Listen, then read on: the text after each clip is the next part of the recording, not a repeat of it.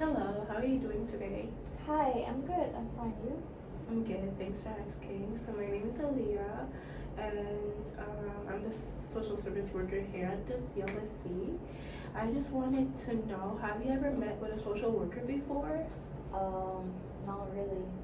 Oh, okay, so I just have to go through this confidentiality process with you so better understand what's gonna be happening today between us. So everything that is discussed is basically confidential.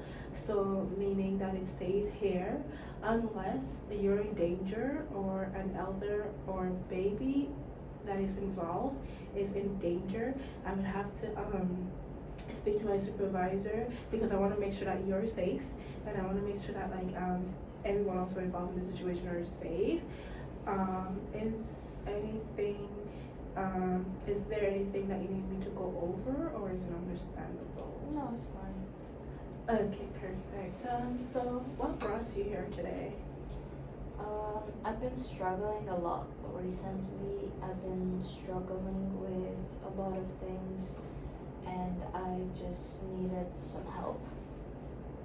Okay, so you said that if I'm understanding correctly, like you've been struggling with a lot of things and like you're needing help.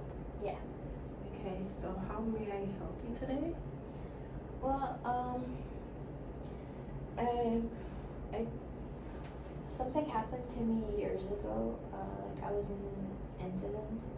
It was an earthquake in my country, Haiti, and I lost my whole family in the earthquake, and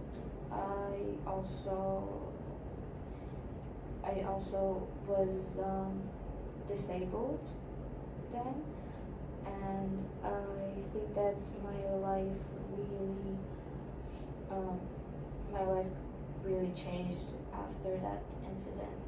It's just, even though it was years ago, I still am affected by it. Seems like you've been through a lot. Yeah. That is a lot to go through, and I just want to thank you for just coming and reaching out seeking help. So you mentioned that a lot has changed since then. I can only imagine. But would you like to speak more about that? Yeah. I mean, I pretty much lost all my family, and I don't, I've been on my own ever since, and I don't really have anyone to talk to or help me, and I think like that changed my life because I have really given up since then. I did not finish my school. I dropped out when I was in grade 10, and I don't really have a job. So I think everything goes back to that incident. So if I understand correctly, since the incident, you feel more so alone. You don't have any support. No one to talk to, no one to help you, and you fell out of school. You dropped out of school, and Yeah. It literally it just ruined my life. I can see how frustrating and sad that is for you. I would just like to ask, so since that's happened, how do you cope with losing a family and or your disability? How do you cope? Well, I mean, like I said, it happened back in my country, so I thought I would, because of the situation, I would just come to Canada. So I was a refugee here, and I thought that would make things easier. I mean, it did make things easier, but not as much. And when you say not as much, um, what are some of the things that you were hoping to get out of migrating from Haiti to Canada? I think a part of me just wanted to escape what had happened back there. And I thought if I come to another country, I won't have to deal with that. Like the thoughts, the memories, and sorry. And the issue is when I came here, I really did not have it in me to find more people or social support. So I was just kind of left alone. And I've never really reached out to people because I'm afraid of them judging me or talking to people because I don't want to be judged or mocked because of my disability. And I don't know, I just thought that when I come to Canada it would be a new start, but it hasn't been the case. Mm-hmm. I totally see exactly. Like I understand where you're coming from and thinking that like you would forget about your memory, but like it still happens here as you come to Canada and you didn't feel like reaching out for help. Would you say that you're willing to seek for help right now while you're here? I mean, I don't have any other choice. Okay, and what would help look like for you? I do want to have people to talk to, but I don't want to be dependent on them because I feel like losing people is so traumatic for me right now that I don't really want to go through that. And I don't know, I would like to have people to talk to. That would be good. And I'm struggling financially because, well, I don't technically have a job because I can't find a job. I mean, it is hard for people without disability to find job, let alone me who would want me to be their employee. Yes, that is true. Have you ever tried to get a new job, or you just fear the fact that like you won't be able to get a job because of your disability? I had a job long ago when I was around 18 years old. I had a general job, but I remember that people would kind of like talk behind my back and tell the supervisors that I wasn't doing good enough because I was disabled, and I got fired because of that. Even though I was doing better than them, they were just skipping work or just not doing, and I was really trying my best. After that, I don't see the point of even trying to get a job. Everyone's gonna treat me differently. What's the point? And how does that make you feel? The thought of being treated differently and being treated unfairly? It makes me feel angry. Like it's not my fault that I am disabled. I did not do something on purpose. So I don't understand why people are treating me differently. I did not want this to happen to me. It's not really fair. Does that make you blame yourself for your disability? I mean, my disability happened because when the earthquake happened, I was kind of stuck under like the rocks, and when they tried to get me out, the time had passed, And I mean, I was the only one of my family who survived, but it was not technically my fault. Yeah, so you don't blame yourself. And not really, but I feel like people wouldn't understand. How does that make you feel? Just frustrated sometimes, and I don't know. Like sometimes I don't even know how I feel. It's just sometimes in order to like forget everything, I would just stay at home or sleep because I take medications that for my pain, and when I'm not in pain, I could just like go to sleep. Does it help when you sleep? Does the feeling, how does it feel when you go to sleep? I mean, technically, the medication really helps with the pain and with my sleep.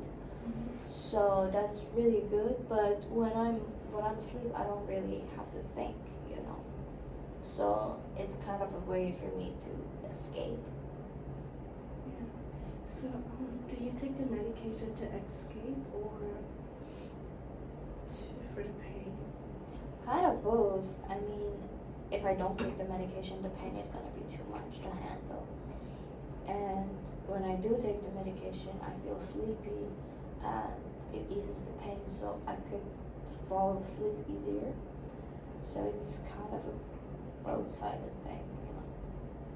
And you said that the medication, it helps you escape. Yeah. What does that feel like? It feels relieving. Moving? Yeah. And what are you escaping from? The reality. The thought of having to deal with my disability and being treated differently and all my financial problems, not having anyone to talk to. Like, I don't have to think about all those.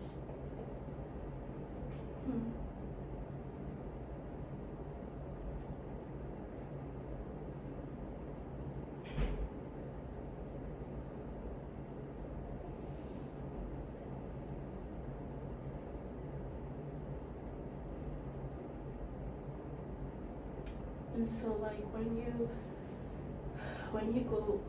escape from this and not having to think about like your bills and disability and all the things like your trauma and everything that you're going through, what does it feel like to when you come back to the reality of things?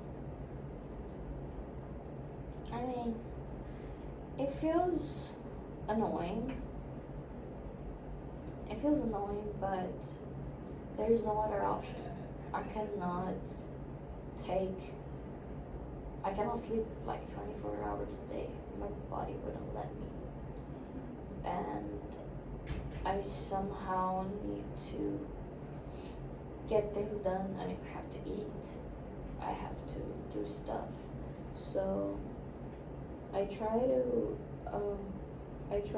make myself busy with these things when I'm not asleep. But sometimes the whole situation makes me overwhelmed that I would just want to sleep for days. Okay. Yeah. And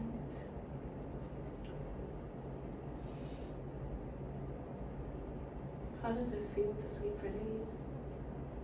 Fun. Fun. Yeah. Sleeping is fun. And I have my movies. I have my TV in my room, so I could watch movies. I mean, it's not a room. It's technically just a studio because I cannot afford more than that. But I have a little TV that I could watch and go to sleep. But I think that my apartment being small is good because it would have been more difficult for me to get around the house. So you're saying that, excuse me. So you're saying that your house is accessible to you. Yeah, I'd say that. Okay, that's good. Yeah. That you know, like you're comfortable in your home regardless of your disability, and like it's a good space for you. Yeah. And you're able to do stuff like watch TV, and I think it's really good that even though like you're going through all of this, you still try to do things, and that shows strength. Like even with you being here and just opening up and just saying like how you feel and wanting help, that's also a good step for you. Yeah. Thank you. Okay. And do you think like just having more support and somebody to help you, like it would kind of like shift things around for you? It would make life easier, cause I remember, even though it was like 10 years ago, I still remember how it felt like having people around at all times, being in like community. So it would really help Okay. to have people not judging me and being there for me. Okay, so you would prefer like a non-judgmental space. Yeah. Yeah. Okay. What does that look for you? What does that look like for you? I guess what I'm asking is, would it be like you would like to have people that look more like you, like a support group, or like how? What is a community for you? How does a community look like? What does a community look like for you? I mean, the community I had was my family back in my country, but right now I feel like people who have the same disability, not technically the same disability, but have the same struggles as me, would understand me and would not make fun of me because we're the same.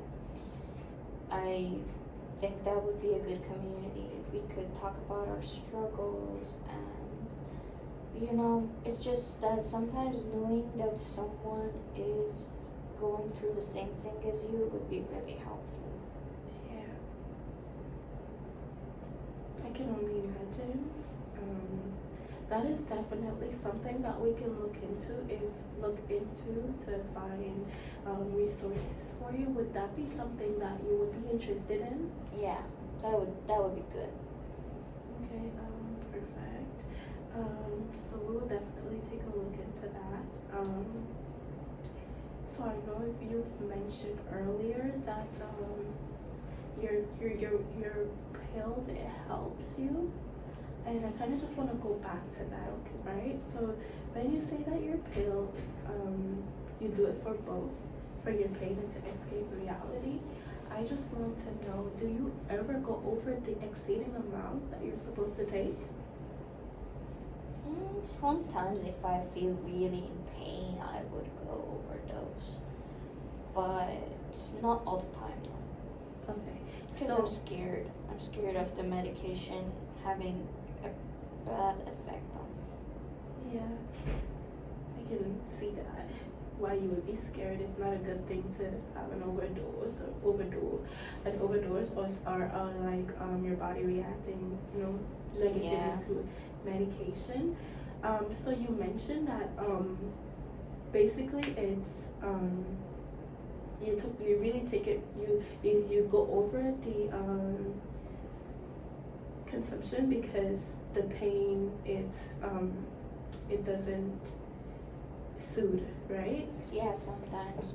Okay, so would you say that you would like to have like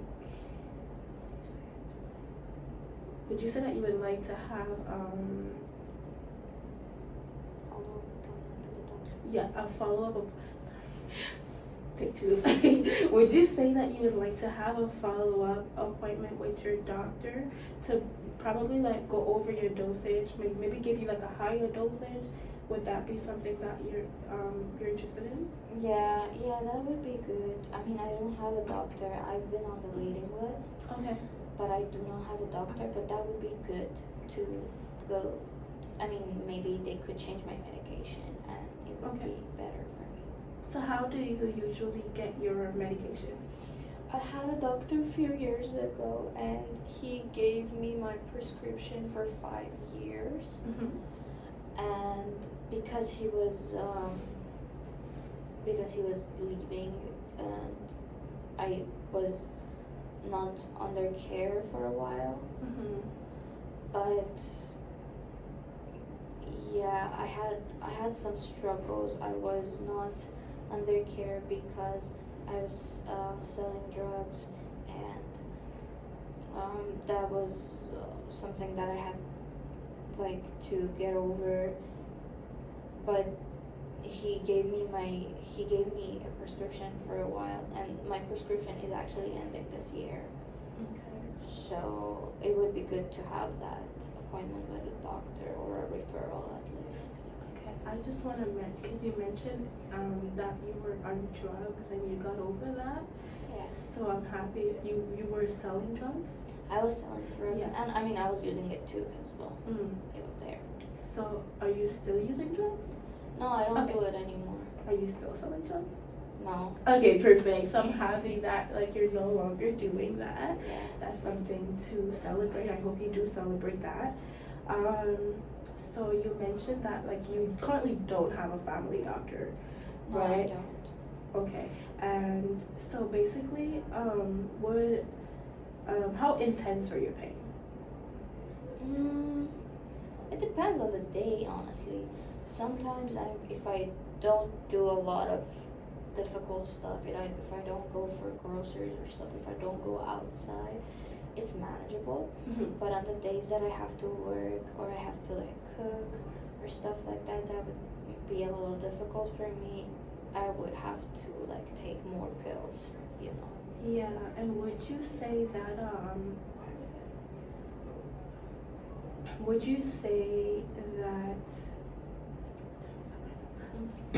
sorry, would you say that having like, would you say that you would rather have like the right dosage to help you with the pain right now? Yeah, Yeah. I mean it's been a while since I've been followed up, so that could be a good thing, I guess. Okay. We could try that. Okay, perfect. Well, I know that there are walk-in clinics that offers like prescription to help with the pain. In the meanwhile, we can also look into putting you on a wait list for a new doctor.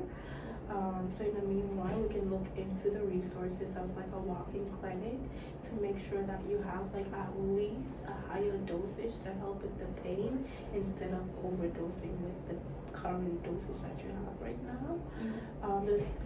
Do you think that would work for you? Yeah, that would be good. Okay, perfect. So our time is coming to an end.